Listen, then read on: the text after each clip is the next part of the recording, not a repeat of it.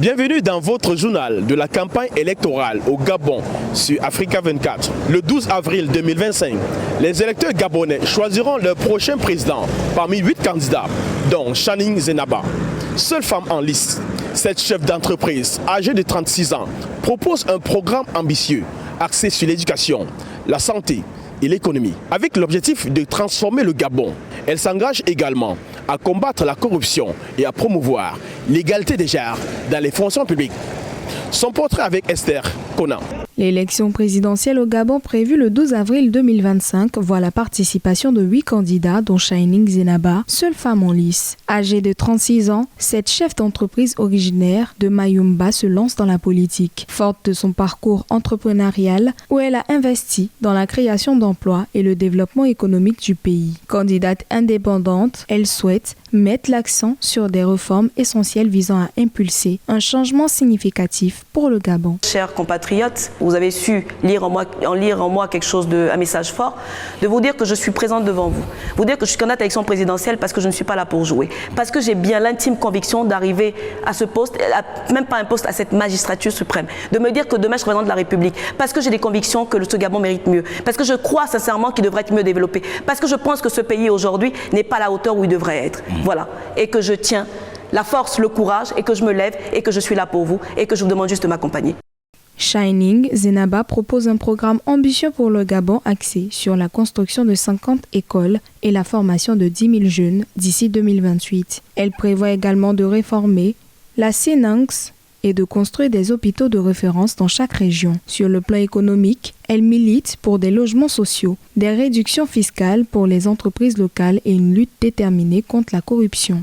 Je pars du principe qu'aujourd'hui, en étant jeune, si je veux parler seulement en termes d'entrepreneuriat, mais en termes de tout, je vois les besoins des Gabonais, je vois la souffrance des Gabonais, et je me suis dit, je me lève parce que je devrais éventuellement, en étant une enfant de pays, apporter ma participation, mais de dire, c'est même pas une participation, de dire je vais être président de la République, je vais changer les conditions de vie des Gabonais. Voilà pourquoi je me suis levée. Dans un paysage politique gabonais où la place des femmes reste marginalisée, la candidature de Channing Zenaba représente un vent de renouveau. Avec un programme axé sur l'égalité, l'éducation et l'économie, elle incarne l'espoir d'un Gabon plus juste et prospère. En se démarquant des figures traditionnelles, elle pourrait bien devenir une voix déterminante pour l'avenir du pays. En vue de l'élection présidentielle, la diaspora gabonaise au Sénégal se mobilise également. Le Rassemblement des bâtisseurs au Sénégal a officiellement lancé la campagne pour Brice Clotaire Oligui Nguema lors d'un grand meeting à Dakar. L'événement visait à présenter aux Gabonais résidant au Sénégal le programme du candidat axé sur un nouveau Gabon et une série de réformes. Un sujet de Cheikh Oumar Kamara. Dans le contexte de l'élection présidentielle gabonaise prévue le 12 avril 2025, la diaspora gabonaise au Sénégal se mobilise pour soutenir Brice Oligui Nguema. C'est dans cette optique que le Rassemblement des bâtisseurs Sénégal a inauguré sa campagne électorale en tenant un important rassemblement au Sénégal le 29 mars 2025. L'objectif de cet événement est d'exposer aux Gabonais vivant au pays de la Teranga le concept du nouveau Gabon prôné par le candidat Brice Clotaire Oligui Nguema. Nous avons invité les compatriotes résidents à Dakar, étudiants, fonctionnaires internationaux à venir.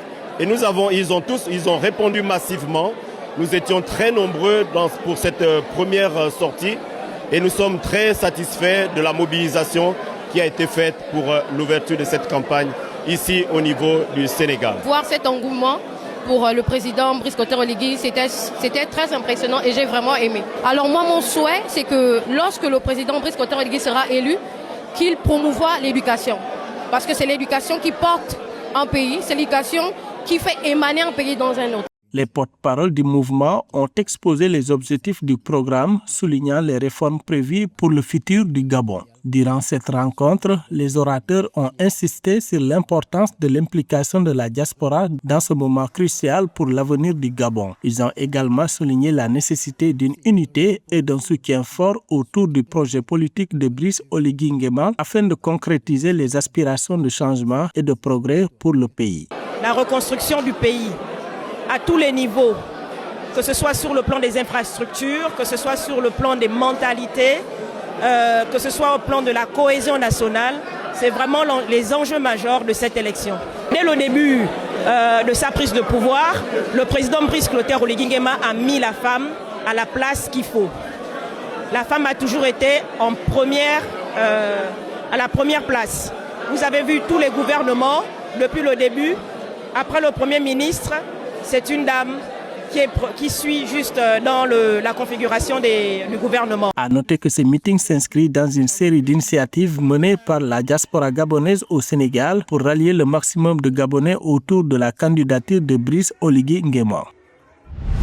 Alors que le Gabon se prépare à tenir son élection présidentielle, la sécurité alimentaire et l'autosuffisance figurent parmi les principales préoccupations des Gabonais, avec plus de 5 millions d'hectares de thé arabe et un climat tropical favorable. Le pays importe cependant près de 60% de ses denrées alimentaires.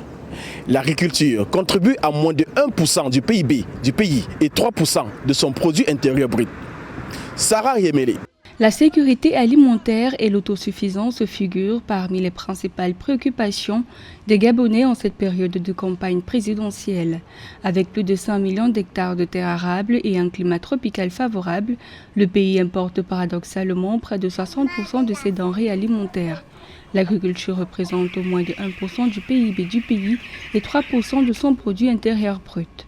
Pour garantir la sécurité alimentaire dans ce pays d'Afrique centrale, les Gabonais fondent leur espoir sur le prochain président de la République.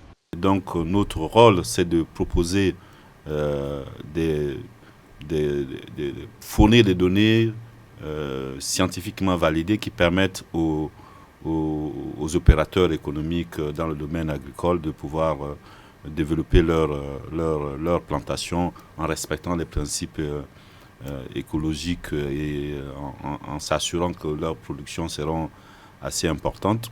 Malgré ces défis, le pays a engagé au cours de l'année écoulée un certain nombre de réformes et de partenariats visant à assurer l'autosuffisance alimentaire, à éliminer l'insécurité alimentaire et la malnutrition, tels que le programme d'appui aux coopératives agricoles, le pacte pour l'alimentation et l'agriculture, de 711 millions de dollars américains et le lancement d'analyse des sols et du système d'information géographique de l'Agence gabonaise de développement agricole qui constitue également une étape importante vers la planification des investissements agricoles, la fourniture de données faibles aux acteurs du secteur et la gestion de l'activité agricole sur l'ensemble du territoire. L'agriculture a été très peu valorisée dans notre pays pendant de nombreuses années. On a préféré mettre l'accent sur des secteurs de production minière ou forestière, alors que l'agriculture est un secteur qui peut apporter énormément qui peut améliorer la contribution dans la croissance du pays. Je rappelle que l'agriculture aujourd'hui, c'est à peine 5% du produit intérieur brut, et il y a à peine, ça compte pour moins d'1% dans le budget de l'État. C'est un secteur qui occupe aujourd'hui essentiellement des populations rurales. En renforçant les systèmes alimentaires et en assurant l'autosuffisance alimentaire du Gabon, les experts affirment que cela réduira les importations alimentaires, ce qui entraînera des économies importantes pour l'État. La province de la Nyanga, située dans le sud du Gabon, d'une superficie de 21 285 km², possède plusieurs atouts. Il s'agit notamment du marbre, du fer, du diamant, du pétrole et aussi une grande forêt. Bien que la province de la Nyanga possède un fort potentiel économique grâce à ses ressources naturelles, elle présente cependant des défis spécifiques auxquels elle doit faire face. La carte postale de la province de la Nyanga par Samantha Sabarou Sabubanga. Avec une superficie de 21 285 km², la province de la Nyanga occupe 7,95% du territoire gabonais. Située au sud du Gabon, elle est en termes de superficie la 7e province de ce pays d'Afrique centrale. La province de la Nyanga dispose de très importantes ressources naturelles qui font de son sous-sol un véritable trésor. Il contient du marbre, du fer, du diamant, du pétrole et aussi une grande forêt. La terre gabonaise est véritablement riche de ces ressources naturelles qui peuvent davantage apporter une plus-value à l'économie et bénéficier aux Gabonais de par leur immensité. Alors, en ce qui concerne la province de la Nyanga, il y a l'exploitation du marbre, une usine est en construction, il y a l'exploitation du pétrole depuis des années, mais fort malheureusement, il est constaté que cette province est l'une des dernières de toutes les provinces du Gabon. Bien que la Nyanga soit une région stratégique, sa contribution au PIB national du Gabon reste modeste en comparaison avec les provinces pétrolières du Gabon comme l'Ogooué-Maritime. Cela est dû en partie à un manque d'infrastructures de développement et à une faible industrialisation.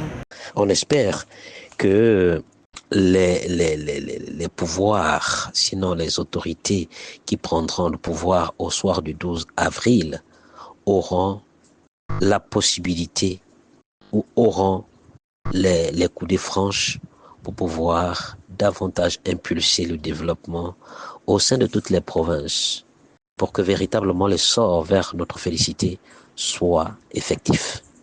La province de la Nyanga possède un fort potentiel économique grâce à ses ressources naturelles, son tourisme et son agriculture. Toutefois, pour tirer pleinement parti de ses atouts, elle doit, comme plusieurs autres provinces gabonaises, surmonter des défis liés à l'infrastructure, la gestion durable des ressources, le chômage et le manque d'investissement. Le développement de politiques adaptées et d'infrastructures modernes pourrait permettre à la Nyanga de devenir une région clé de l'économie gabonaise. Vous êtes plus de 80 millions de foyers à nous suivre au quotidien. Merci de votre fidélité à notre média qui vous fait vivre à travers le journal de la campagne, la présidentielle 2025 au Gabon. Retrouvez cette édition sur MyAfrica24, la première plateforme de streaming HD de l'Afrique et sur tous nos réseaux de diffusion. Dans un instant, une nouvelle édition de l'actualité africaine.